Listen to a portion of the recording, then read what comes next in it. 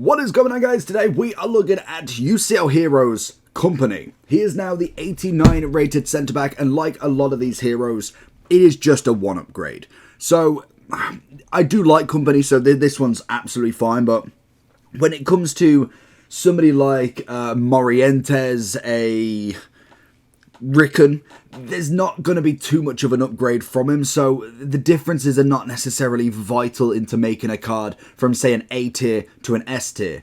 Kompany, on the other hand, is already a very good centre-back in his normal version. He is 6'3", he's coming in at 800,000 coins, and it is predominantly +1s and 2s across the board.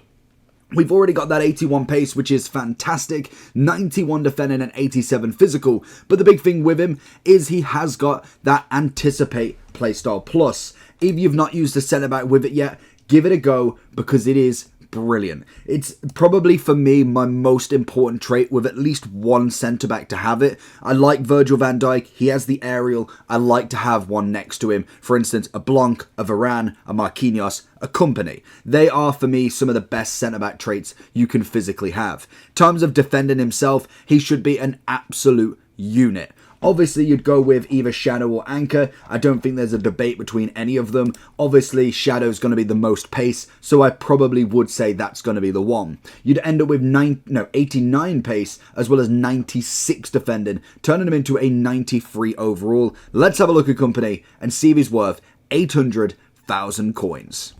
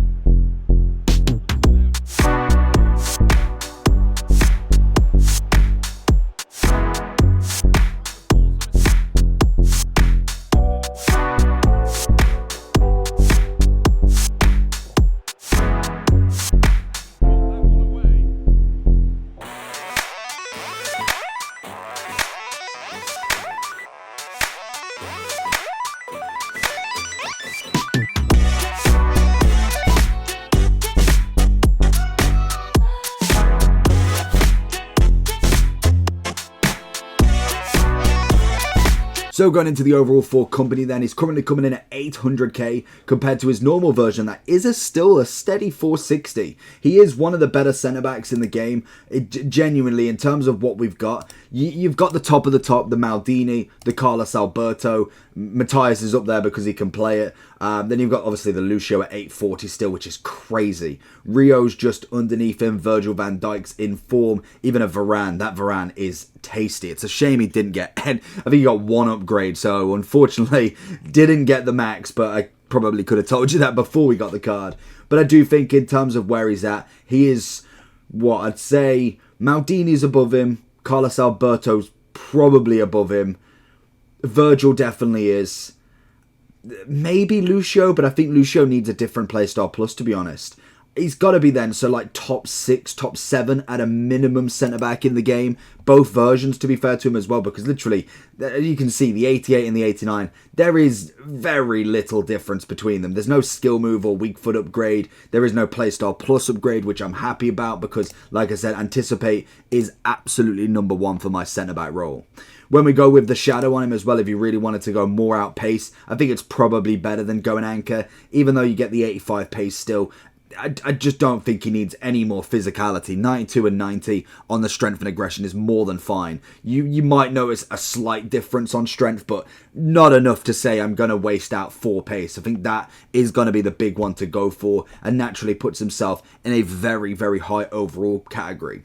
Now, I can imagine he will drop kind of maybe to 700, 650 at a time, depending on how packable he actually is. But I do think that would be the price I'd be looking at. 800 is a little bit steep, but I suppose you've got to pay for the best centre-backs in the game, and naturally he will be one of them ones for a long time. Just imagine when we do eventually get to the 90 pluses, this card is going to be on everybody's mind, especially when he does hit over that 90 category in the shadow.